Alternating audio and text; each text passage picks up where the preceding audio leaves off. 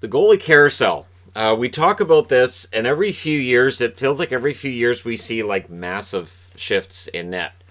And this could be quite the year. So I've got all 31 teams on the board here, and I'm going to go through these in alphabetical order. Sorry, Winnipeg. I'm going to go through this in alphabetical order. But Winnipeg, you guys don't really have a concern in net right now, so you guys are good. Starting with Anaheim, and of course I'm wearing my Ryan Miller jersey because he's become one of my favorite goaltenders. And you know what's interesting is Miller, he honestly, I think, will stay in Anaheim or he'll retire, and I think he's probably going to retire. But if he wanted to come back to Vancouver for 1 year, I think that would be okay. Just throwing that out there just to see what happens. But they've got Gibson for 7 more years, so yeah, they don't really have a goaltending concern per se. Now, if they decide, well, we're gonna, try to get an upgrade at the backup position, there are options. You guys can factor in who you think's gonna be going where, because I have no idea. Arizona, Darcy Kemper 2 years, Ronta 1 year. There are all kinds of rumors about Darcy Kemper being on his way out of Arizona. Aiden Hill is there to play backup should they decide to go with Ronta and Hill, and apparently they want to cut budget. But I think they also want to stay in contention. So trading Kemper to me would seem like it's not a great idea. He's signed for a very nice deal. So unless they can get an absolute win of a trade, I'd hold on to him personally. Boston, they've got Rask and Halak for a year. And I would imagine that they'll keep them as the tandem. I know. How dare Tuukka Rask think his family's more important than playing hockey. But despite being so evil that he thinks his kids are important, I think Boston's going to hold on to him. Buffalo, Carter Hutton's got 1 year left. I guess it depends on your opinion of Carter Hutton as to whether or not they keep him. And Olmark's a restricted free agent. Probably going to get something of a raise. I don't know for how long or for how much. I've seen talk about, Buffalo could buy out Hutton, but I don't think that there's any point in buying out Carter Hutton. Unless they decide they're going to improve things with one of the other names on this board. Calgary, David Riddick, 1 more year for him, and I still believe in Riddick. No, I don't know why, but I do. Talbot's UFA, there's been talk about them maybe bringing him back, investigating the market, and maybe bringing back Talbot. Carolina, much like Boston, they don't have to make a move yet. They have both Reimer and Mrazek for 1 more year. Now, there's been talk about whether or not Carolina might be in the market for a goaltender. So, the only team on this board so far, we're up to Carolina, that likely isn't even thinking about making a move in net is Boston. Even though there are those who will say, well, Rask's going to go. Chicago, Delia right now is the only guy signed to a contract with the experience, and 2 years left on his contract. Subban's an RFA, Crawford's a UFA, and they might be willing to let him go. Is Lankinen going to end up being a goaltender that they give a shot to or not? Honest question, because if they decide to just blow up the goaltending position, Delia and Lankinen would be an interesting and bold direction to go in. Colorado, Grubauer and Francouz are the goalies. Grubauer's got 1 year left, Francouz 2. They've been very clear that they're not making a move in net. At least that's what Sakic's saying publicly. Columbus, there's no need to make a move in net. Both goalies are signed for 2 more years at team-friendly cap hits. Merzlikins and Korpisalo. Dallas, Bishop is signed for 3 more years, and Hudobin is a UFA on October 9th. And if he wants to stick around, Dallas will find a way to make it happen. But if he decides to test the market, this is likely his last chance to do so. Detroit, Bernier, 1 more year left. Bernier's been solid. Jimmy Howard, UFA, very unlikely that Detroit brings him back or that he wants to go back there right now. And for Howard, if he wants to keep playing, somebody somewhere will end up giving him some kind of a contract. Jimmy Howard maybe ends up going to Anaheim to play the 20 games that won't get played by Gibson. And if we have a lockout shortened. See, that's just history speaking. If we have a shortened season, then Howard might only be counted on for 10 to 15 games. So that could change the picture as well. Edmonton, Koskinen has 2 more years left in his deal. Mike Smith's UFA, there's been talk about them bringing him back as well. Florida, Bobrovsky's got 6 years left in his large contract. Drieger, 1 more year on a very team-friendly contract. Montembeault is an RFA. Now, Montembeault, honestly, I think has shown enough, at least in my opinion, that there might be a team somewhere around the NHL who looks at him and says, yeah, we can bring him in. He might push for the backup job. I could see him being a quality pickup for a team. Keep in mind, a lot of the goalies on this board have been jettisoned from a franchise at least once. So I've learned over the years not to give up on a goaltender, no matter what the numbers tell you. LA, Quick and Peterson should be the tandem. I can't see that changing. Quick signed for 3 more years. Peterson signed for 2 more years. Once they traded Jack Campbell to Toronto, that meant it was Quick and Peterson for the next couple of years. Minnesota, there's been talk about them, of course, changing their goaltending. Dubnyk and Stalock. Dubnyk's got 1 year left. Stalock's got 2. I think Stalock sticks around, and I think it's Dubnyk that's probably out. I don't know if that's via a buyout or via a trade, but either way, I think it's going to be Stalock and somebody else. I don't have Kokkonen on the board. Obviously, he would be the most likely if they look from within, but they may look externally at replacing maybe both. Maybe Bill Guerin does something crazy and decides to replace both of them. Montreal, speaking of crazy, spending about $15 million on goaltending. It's a bold move, but it's only for a year. Allen has 1 year left on his contract. Price has 6 years left on his. And I think that's your tandem for Montreal. I think they're one of the few teams on the board that's not making a change. Nashville, very unlikely to make a change this year. Next summer's where things change. Both Rinne and Saros have 1 year left on their deals. And I think for Rinne, it's probably his last year. New Jersey's interesting in that Corey Schneider has 2 years left on his deal. I don't know whether or not they buy that out. I don't think so. I don't think there's a reason to. Blackwood's an RFA. Blackwood's going to get a raise. It'll be interesting to see how much he gets and what kind of term he gets as well. But yeah, Blackwood is the future in net for New Jersey and the present. Islanders future comes in, so now Grace becomes part of the past. He's UFA. Varlamov has 3 years left in his deal. Sorokin has 1 year left before he's an RFA. Grace is a UFA. Will attract some interest. I'm going to go ahead and speculate. Chicago will speculate Anaheim, maybe Detroit, maybe Edmonton, maybe Calgary. This is where things are going to get crazy over the next, I'll say, 3 weeks, where every goaltender is going to be rumored to be going everywhere. New York, now, technically we know that the Rangers are likely to buy out Lundqvist, who has 1 year left on his deal. Shesterkin has 1 year left. Georgiev's a restricted free agent. So they're going to want to keep Georgiev and Shesterkin, and I think they've already shown that those two goaltenders are the ones they have the most faith in, and that should be their tandem. So you re-sign Georgiev, you sit down with Shesterkin as soon as possible to get him extended, so you don't have to worry about him as a restricted free agent potentially getting offer sheeted, and then you go with them from there. And I think that's a really solid tandem. Ottawa, Nilsson, 1 year left on his contract. Hogberg has 1 year left on his. Anderson going to the market, it would appear.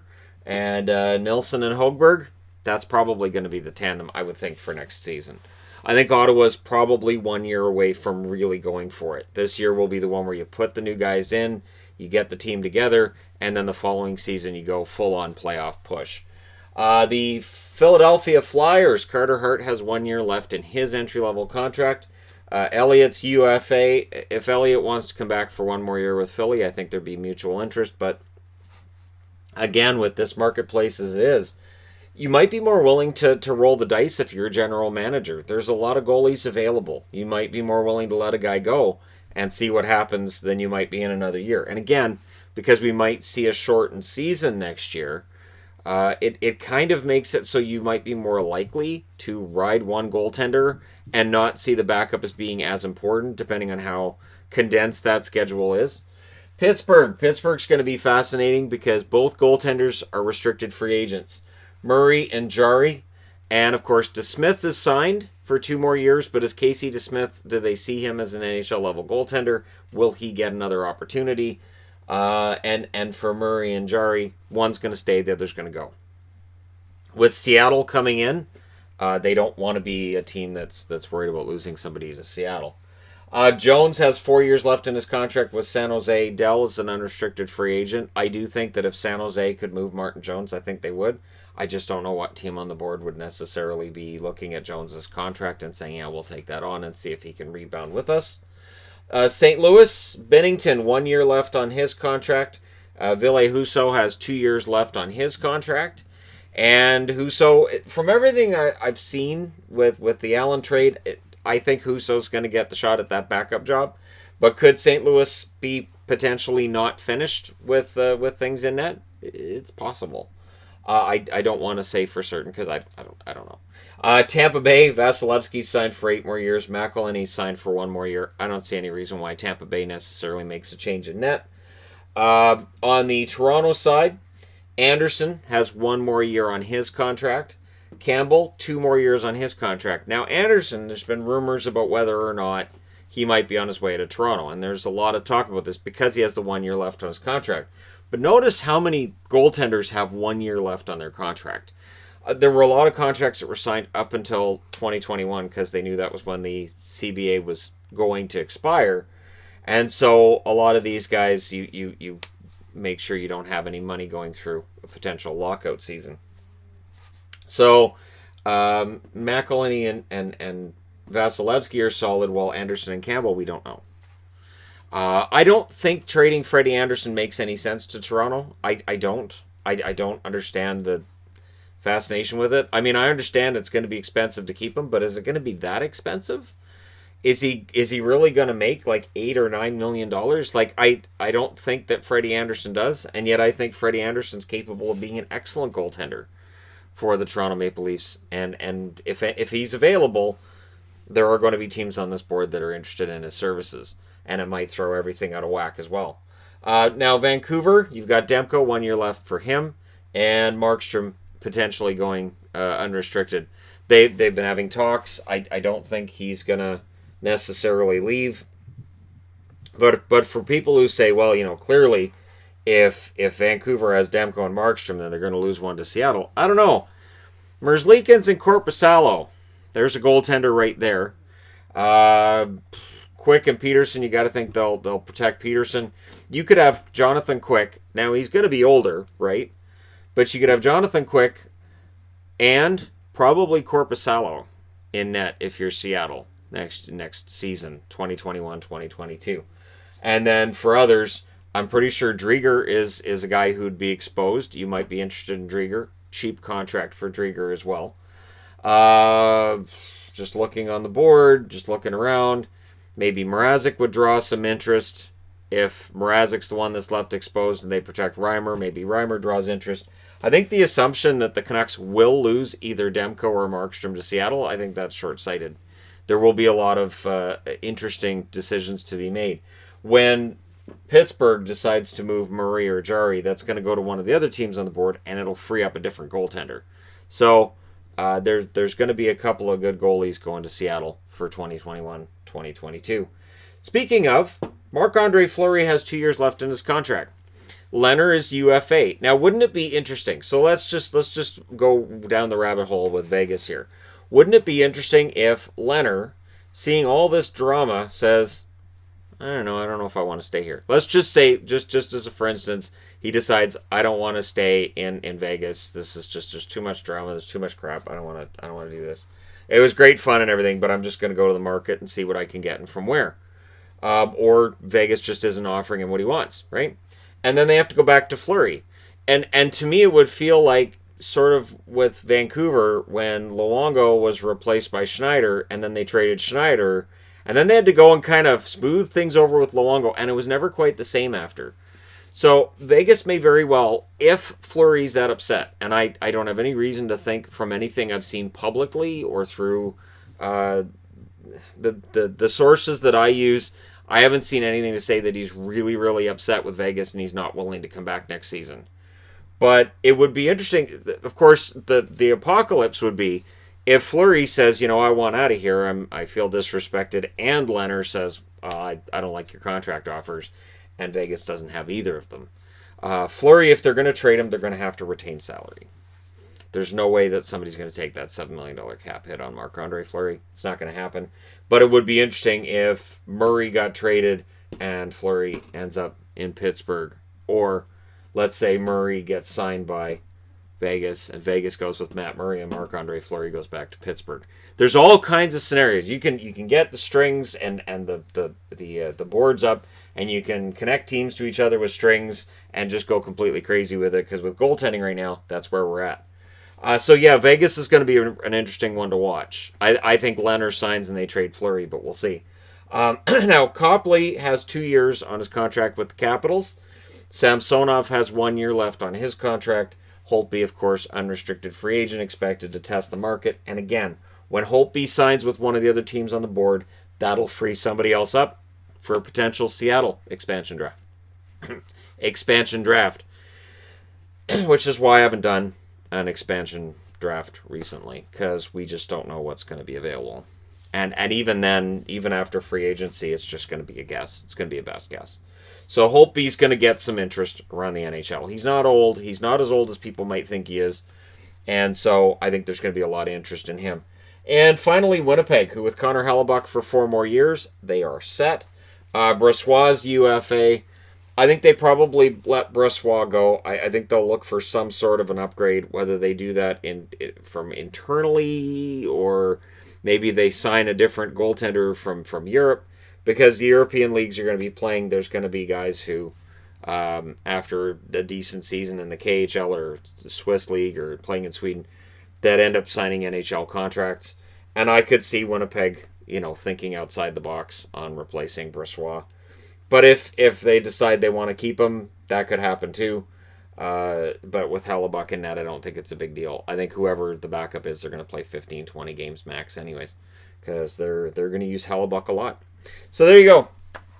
The 2020 goalie carousel in the NHL, it's potentially going to be crazy, because when you look at the teams on the board, and even for the ones in black, which are the guys who are signed, for a lot of those teams we can say, well, but they could still make a change. So there could be a lot of changes in that between now and the start of next season. Let me know where you guys think players are going to end up, where you think these goalies are going to land, and which goaltenders are most likely to get moved, because it apparently is open season on goaltenders being traded, and it's going to be interesting. Let me know your thoughts. Hit like and subscribe if you're browsing your way through. You just happened upon this video. And thank you guys so much for all your support, for all the likes, comments, and all that other wonderful stuff left on the channel. It is greatly appreciated. I will talk to you again soon.